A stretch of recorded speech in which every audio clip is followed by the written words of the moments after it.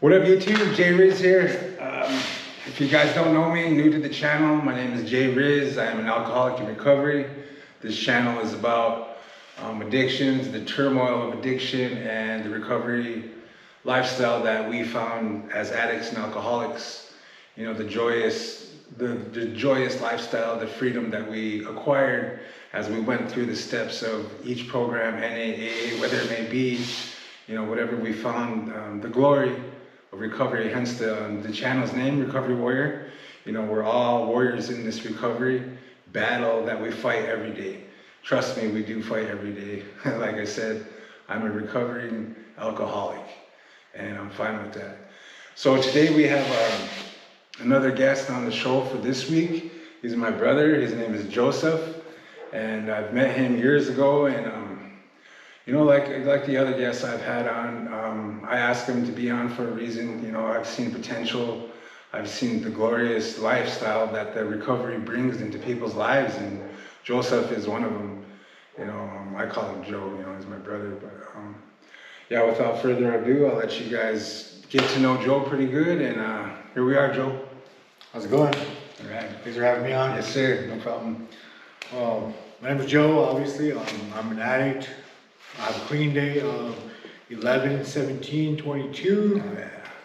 I have a sponsor. I have a home group. I'm the GSR of that home group. My home group is Saturday Night Live, 8 o'clock at Salvation Army on Saturday nights, obviously. And I have multiple sponsees in the book. So I grew up in Mandaree, so Fort Berthold Reservation, North Dakota. And you know, I was kind of born into a dysfunctional family. By the time I was born, my parents had already divorced, and my mom was a raging alcoholic. You know, God bless her soul. But yeah, my dad was in the picture for a little bit. You know, he's a construction worker, and he was always out of state working, so he'd like come back and visit every now and then, and you know, bring me and my siblings Christmas presents, but most of the time it was just me and one of my older brothers and my younger sister and my mom.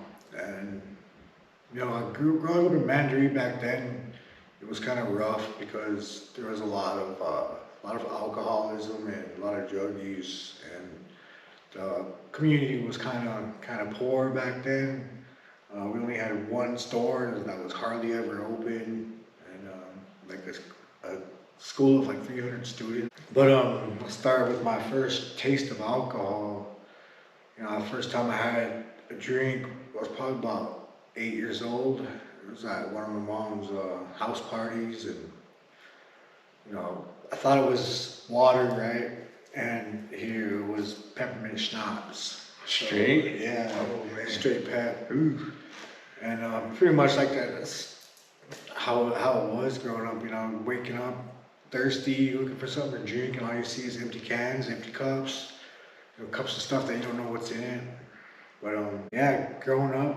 Did you feel anything off that, or was it just awful tasting? So to be honest, I feel like my first time taking that sip, it was like something switched in me. Yeah. And like I became conscious. Yeah, like other than that, like I don't know, I just don't remember, but yeah. Or I might have repressed a lot of my childhood, Yeah. because my mom was kind of you know, abusive. It was a domestic, pretty dysfunctional home growing up. Yeah. You know, being left home alone weeks at a time. Me and my siblings had to fend for ourselves. You know, and I had to open the cupboards up. There won't be anything in there. Living off ketchup and bread. That was one of my sister's favorite snacks, ketchup and bread. So us guys, it was mayonnaise and bread. So you were like 8, and then you got a little bit older, 9, 10, but it was still the same way. yeah, and then about when I was 13, I was in middle school, and my father had passed away.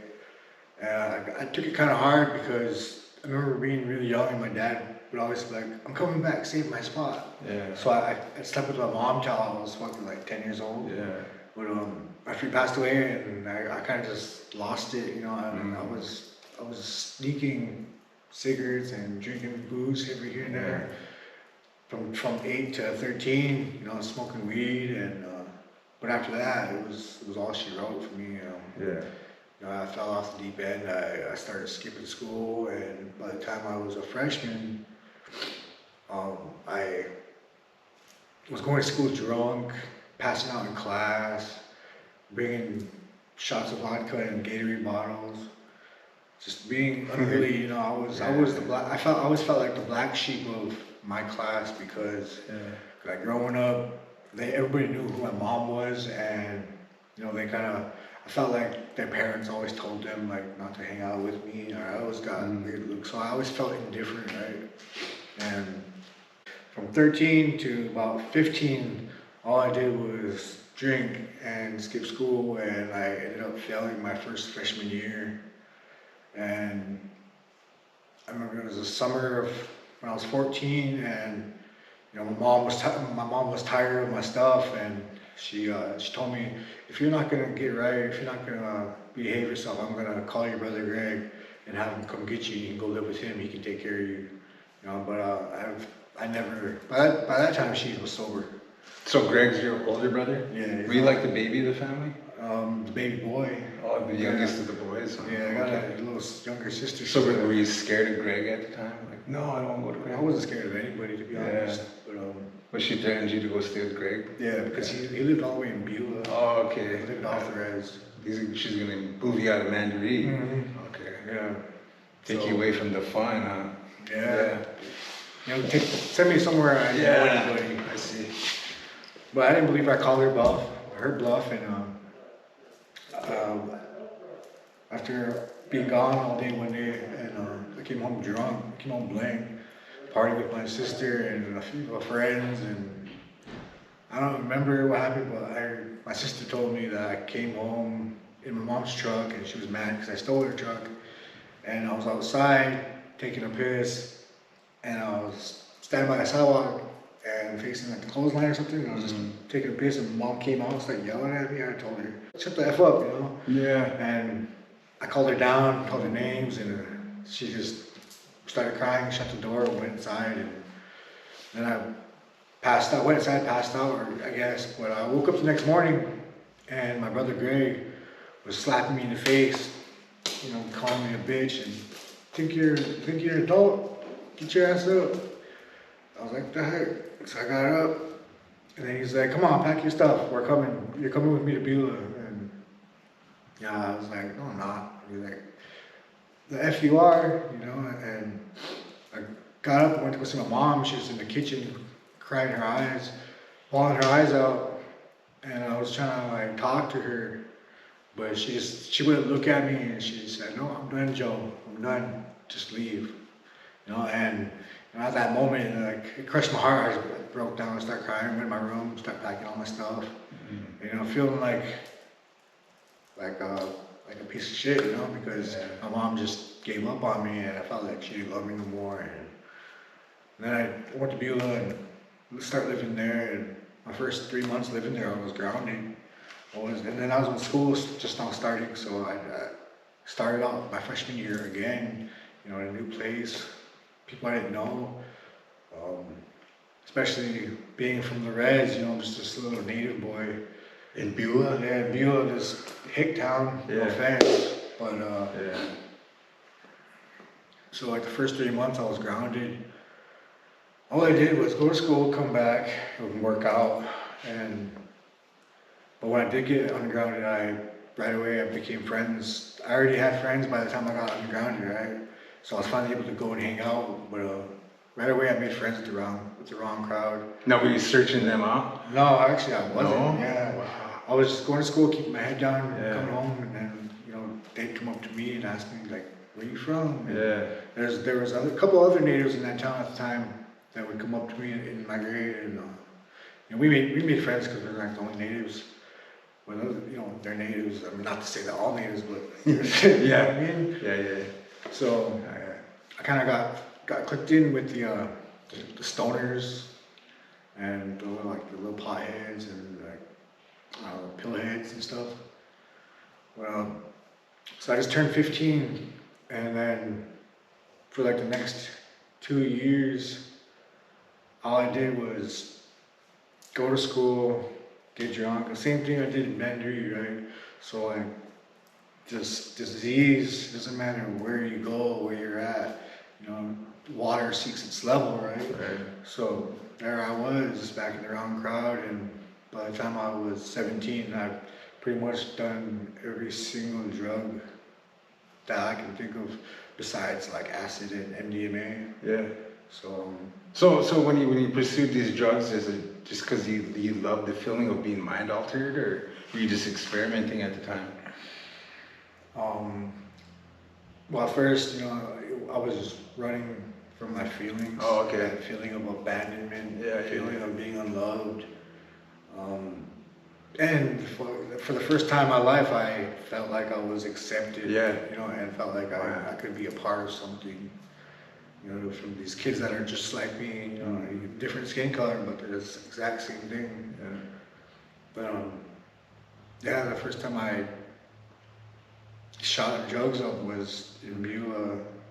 You know, first thing I ever shot up was morphine and Valium. But I only did it that one time in Beulah, and then Were you instantly hooked? no, No. like give me the pins and needles, you know, like Yeah. that feeling, but I You didn't like didn't it? seek it out after that. Oh, okay. Like it was just a one-time thing Yeah. because one of my ex's moms was doing it with her boyfriend, and they're like, "You guys want to try it out?" So Yeah. like, why not? You know, Right. like because I'm willing to try anything once. You Yeah. know, don't knock it till you try it. They always told me. So it was like, Yeah. all right, man. And I just wanted to be a part. Yeah. You know, growing up in Mandarin of all places, you know, not knowing anybody and being kind of a shy guy. You know, Yeah. didn't really. So coming back to the res, you know, everybody's a drinker. And that was before all the pills and meth got popular. So everybody was still drinking. I blacked out and I came to, and it was getting blue outside. The sun was coming up, and I remember I was laying on top of the sand dune, and all I seen was cherries, and the cops were throwing people in the back of vehicles. Yeah. And then I blacked out again. I came to, and I was in this thorn bush, getting bit up by mosquitoes or something. And I just kept blacking out. I blacked out again. I came to, and I was running, like from sand dune to sand dune. Yeah. And I blacked out. Came to, and I was looking at people's car, trying to get into people's cars, and I got in one. It was just like a 90-something Cavalier. I popped the visor down, and the keys fell down. So I started to pull out, and I looked behind me, and the trunk was open. So I went back there, there was a case of beer. Wow. So I grabbed it, I put it in the passenger side. So I had to start heading back to Mandarin, and Mandarin is like 28 miles from Newtown, so about half an hour. And I got halfway there, and there's this little spot called Bear Den, and they were doing road construction at the time. So it had uneven lanes. I came to, and I was coming down, and I was on the other side of the road, and there's cones, and there was vehicles, and I was passing them up, going about 80, and I passed the last car up, and it was a cop. Wow. Yeah, so they hit the lights, and I was like, damn. So I stepped on it and made it to the halfway top of the hill, and I seen an approach.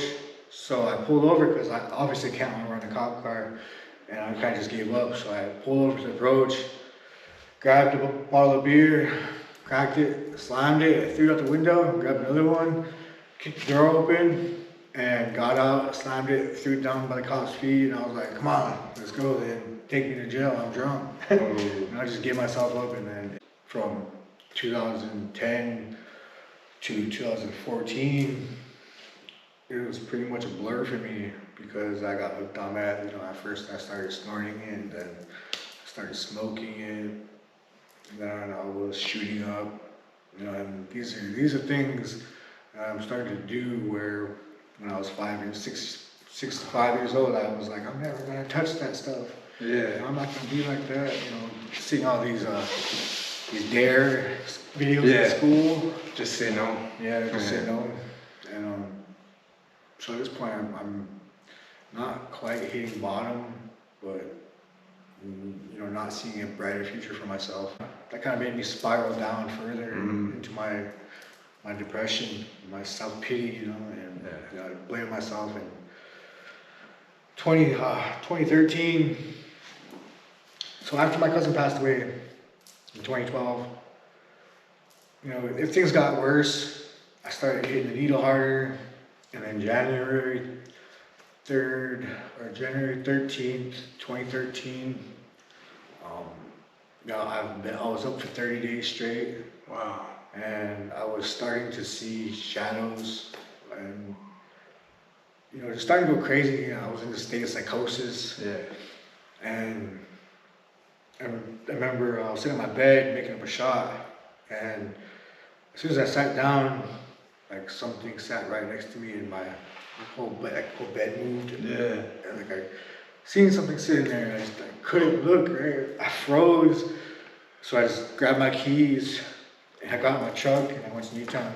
And I just like never happened, you know. So went to Newtown, and it tripped me out so bad like I didn't want to do drugs no more. Yeah. Or be high anymore. So the only thing I knew what to do was start drinking to come down.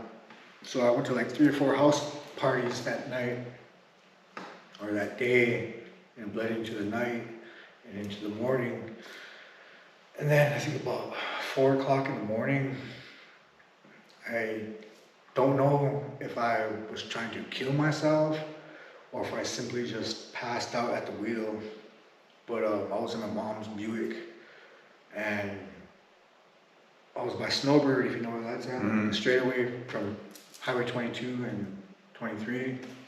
But yeah, I was by Snowbird, and I hit on with a semi, you know, and this was in the middle of winter. But I tore the front axle off that semi, and that semi went rolling to the other side, and my car went spinning to the ditch. And from what I was told, by the paramedics and doctors told my family, was I got out of my vehicle, my head was gushing, and from here to here, I had to get stapled and stitched. Yeah. Damn. But I got out and I was holding my head together, and I was walking in circles and, you know, asking where my cousin was, because my 2 cousins passed away the same year. My older brother, one of my older brothers, and my little sister. And yeah, I was asking them.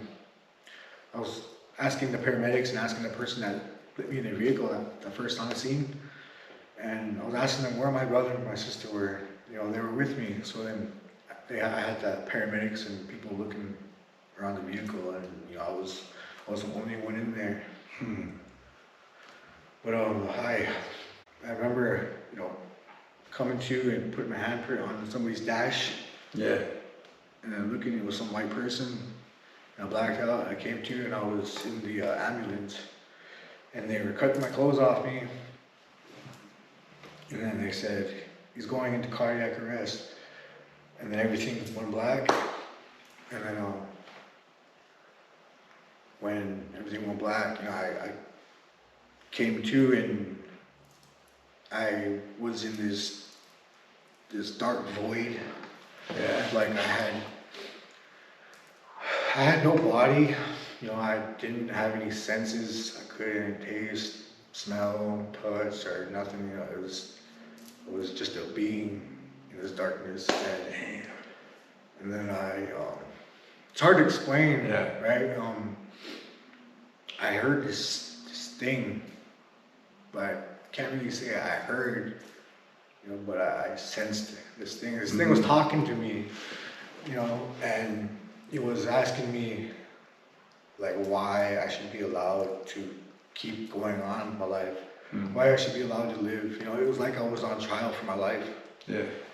And I can't make sense of it even to this day, you know, but I know that there's something greater than me, obviously. And I came to, you know, I was crying, and I didn't come to, but I was still in that place. And that thing was asking me all these questions, and I was telling it, I'll quit drinking, I'll quit doing drugs. You know, my mom needs me, and I kept saying, you've said that plenty of times to her. Like, why should I let you? You know, I told her it was like, my mom's getting old, and my siblings aren't around, and I'm the only one living with her at the time. And I just remember begging and using my mom as an excuse. And then just like that, you know, I was in the operating room, and I just remember seeing masks and seeing them like with a thread. Yeah. And then feeling my head like move around from the staples. And then just like that, boom, I was back in that black void. And it was like, you've seen what I can do, you've seen what's possible. Why should I? And then it went on with the same questions again. So I did the same thing. I was like, I want to say crying, bawling. You know, I just remember feeling complete helplessness, you know. And I came to, and I was gone from that place, and I was looking at myself in the mirror in the hospital room, and my face was still like kind of bloody, with dried up blood. And they cut my hair, and all I seen was this big gash in my head. And I was like so confused, and I was dizzy, and I just looked down, and I had the IV still in my arms. So I pulled him out, and then blood started squirting everywhere. So I covered up like that, and as soon as I like start opening that door, it flew open, and it was one of the doctors or somebody, one of the workers there, and they said, "You stupid Indian, what the hell are you doing?" Oh wow. And this was in Minot. Yeah. And they grabbed me by the arm, and they took me straight out of that room and took me down to the lobby and said, "Your mom's on the way," and put me in a chair and, you know, told me to wait. And I passed out sitting there, and I came to. My mom was waking me up. My mom and my auntie, and they came to get me, and we went to a room and stayed the night. And like I don't know how long I was in the hospital, but that's when I came to. Right? Some of my family have told me that I was in there longer, but this is what I can recall, right? And I remember on the way home, they were taking me past the scene where I wrecked, and that car was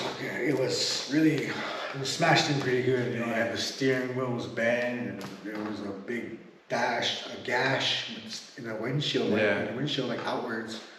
So my head must have hit the steering wheel and then the windshield. Yeah. But so I was at home, you know, I cleaned up.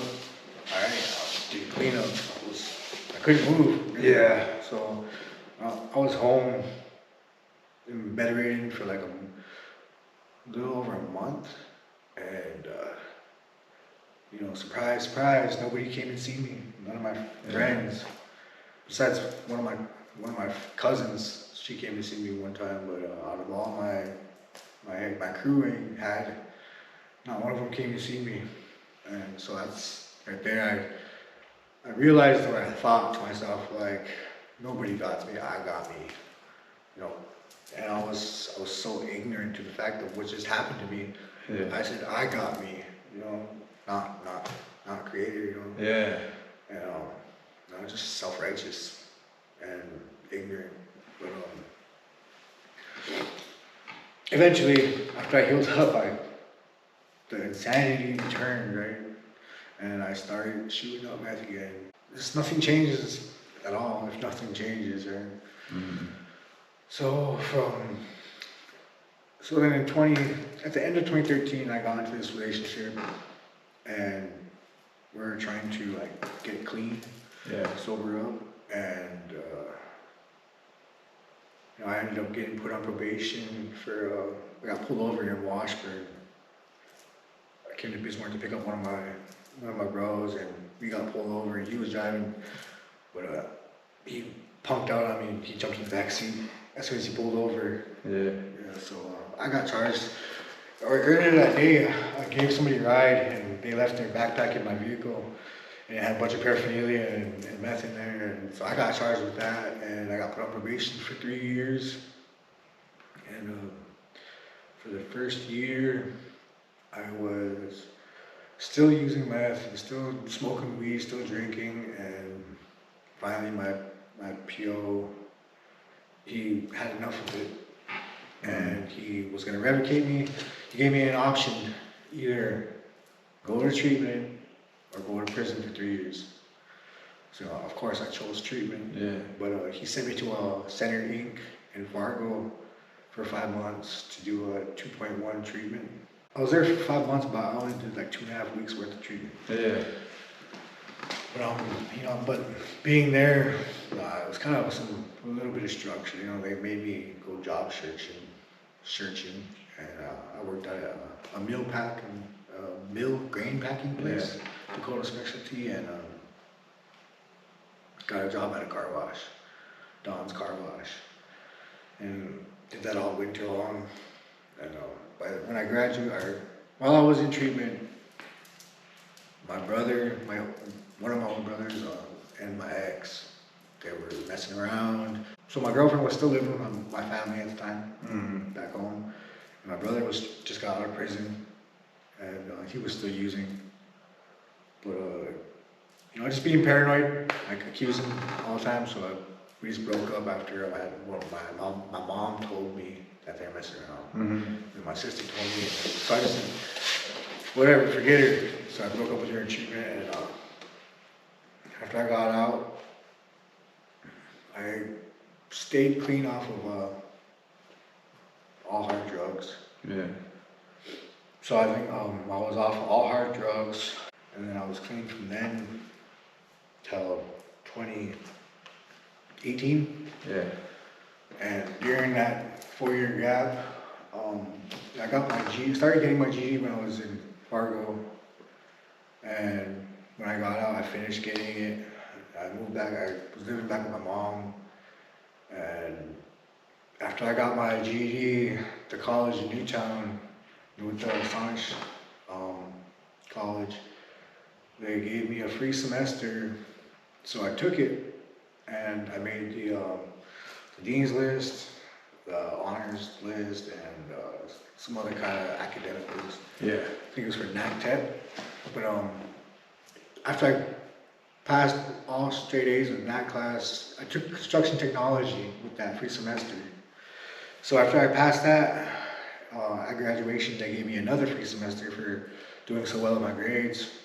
So I went back for welding, got a certificate in welding, and then before I graduated from that class, I had started to drink again.